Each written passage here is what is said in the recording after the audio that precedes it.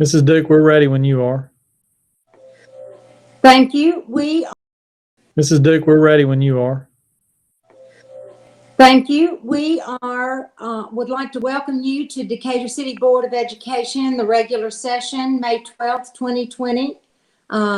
We're conducting a virtual meeting pursuant to the governor's state of emergency order and to protect the board members, staff, and the public from COVID-19.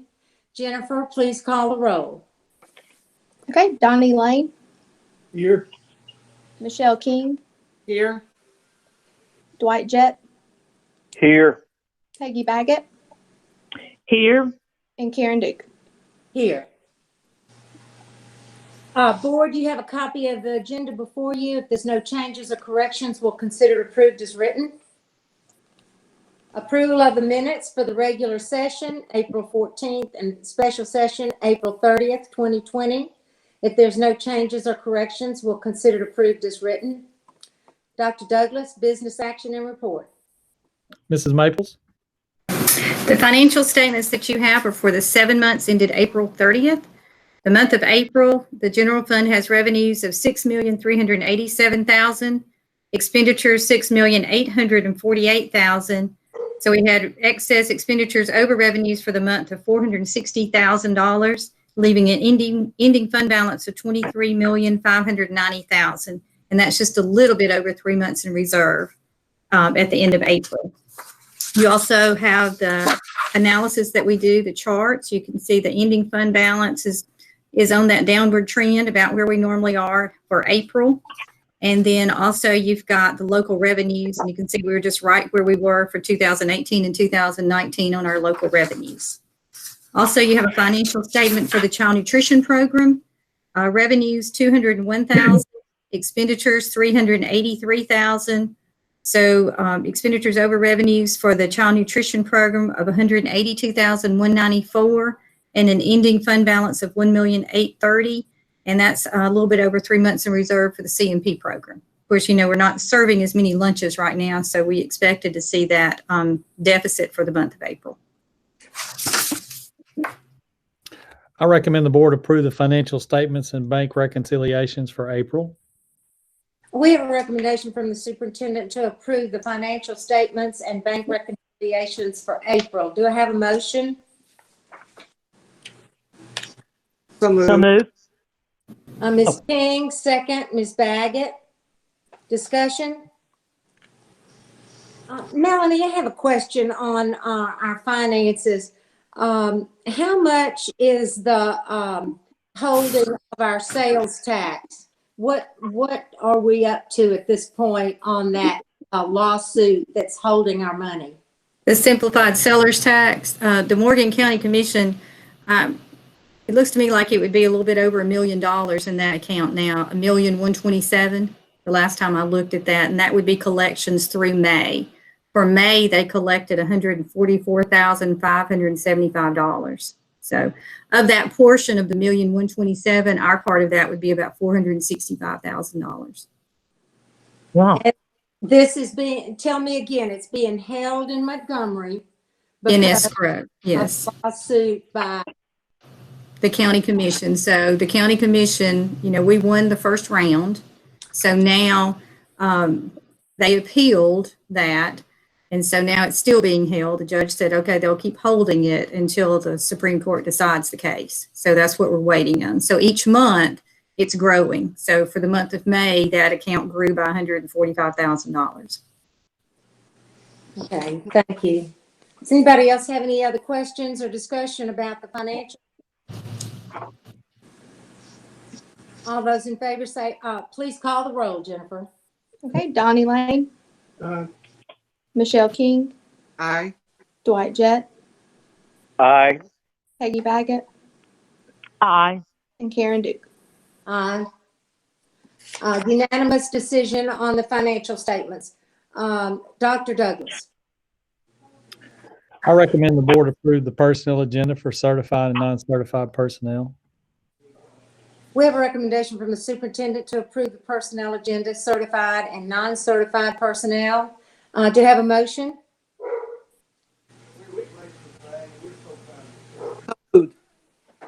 Was that you? I'm sorry, Michelle. Yes, it was. You broke up. Okay. Ms. King, second. Second. Ms. Baggett, discussion? All those in favor say aye. Sorry. Jennifer, roll call, please. Donnie Lane, Aye. Michelle King, Aye. Dwight Jett, Aye. Peggy Baggett, Aye. and Karen Duke. Aye. Unanimous decision on the personnel agenda. Next on the agenda, Dr. Douglas. I recommend the board approve the 2019-2020 May supplements. We have a recommendation from the superintendent to approve the 2019-20 May supplements. Do I have a motion? So moved. Ms. Baggett, second.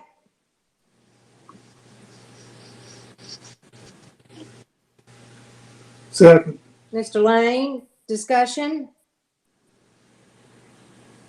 All those in favor say aye. No.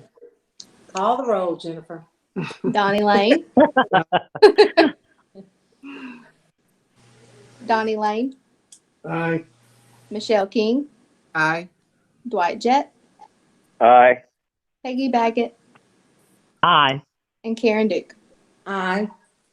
The motion carries unanimously. Dr. Douglas? Mr. Satterfield.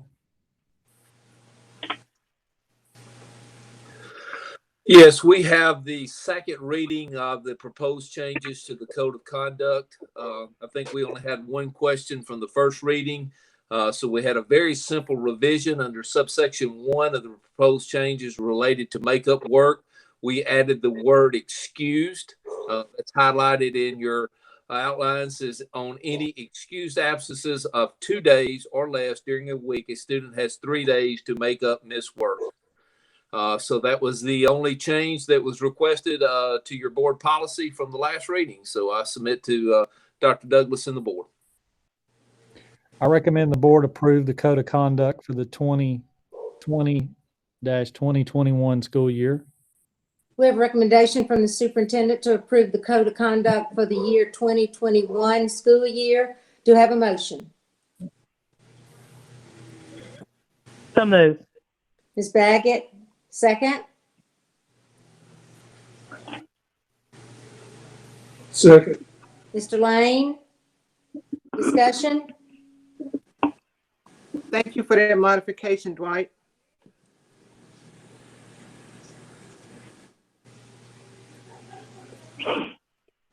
Any other discussion, questions? Jennifer, please call the roll. Okay, Donnie Lane, Aye. Michelle King, Aye. Dwight Jett, Aye. Peggy Baggett, Aye. and Karen Duke.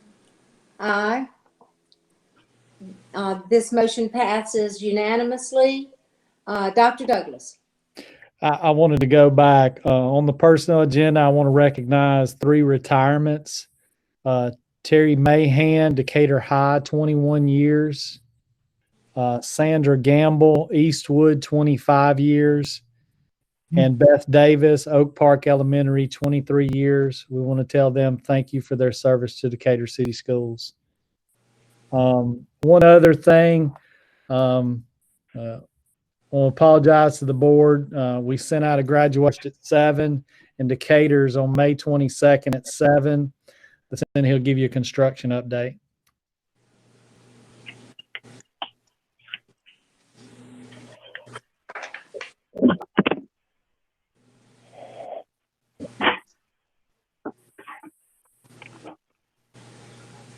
I guess Lee's combing his hair. He's busy. Need to unmute him. There he is. That was technical difficulties. If you get a chance, right by Decatur High School, the city, we got that grant. They're putting in the sidewalks down Beach Street and 14th Street. It looks really good, and it should be well done before the kids come back in August. Austin Junior High, where we had that storm damage, we had the roof blow off, and we had to replace the flooring in there. We got that done.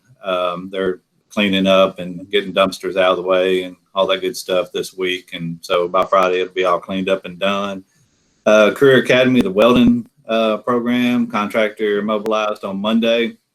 And currently we're just working on demolition and getting some metals and equipment and working equipment and equipment ordered for the job. So we got an early start on that one, which is going to really help us. Chestnut Grove HVAC project. Right now we sent the contracts in. We're just waiting on the return. But in the meantime, we went ahead and issued a contractor purchase order to release the equipment so we could go ahead and get the equipment coming in. Austin High School, the traffic lights, they sent me some color samples a week or two ago when we picked the pole colors, but that's still like several months out. So I'm trying to get a hard date. I actually emailed the contractor because I've worked with them in Huntsville before, trying to see where they stood as far as ordering. I know they've ordered them as far as delivery.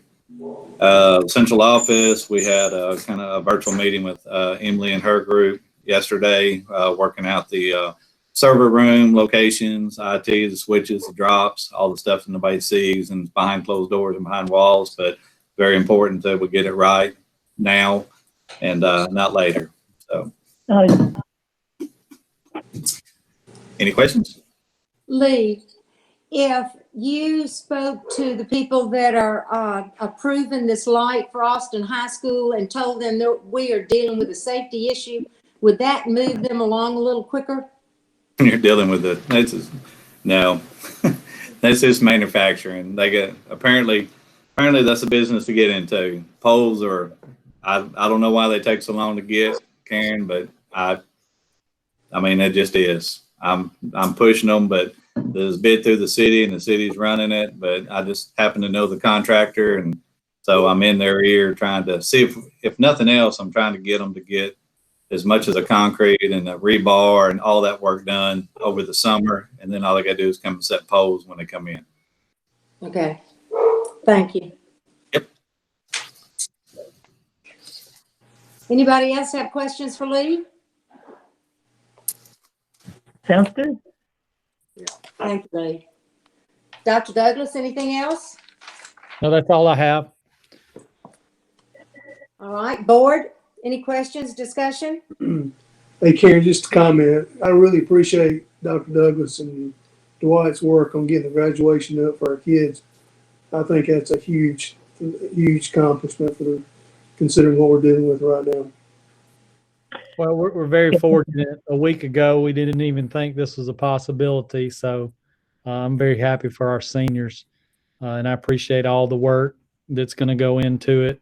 Dustin's crew, the senior sponsors, our nurses that are screen people. And of course, Dwight's got a good protocol in place, but it's a good thing. I know Michelle reached out to Senator Orr. Guys, we got a great education budget. We need to thank our legislators. And then we also got advancement in technology money that we didn't think we were going to get of about $2 million. And the bond issue is also going to happen.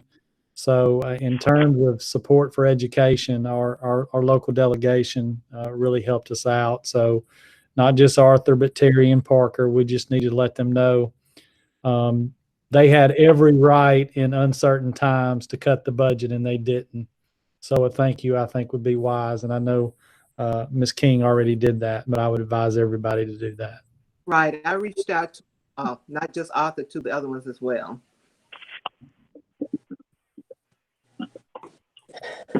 Anything else, Dr. Douglas? Nope. Appreciate you guys. Thank you, and Thank you. good afternoon. Thank you. Goodbye. Bye-bye. Bye.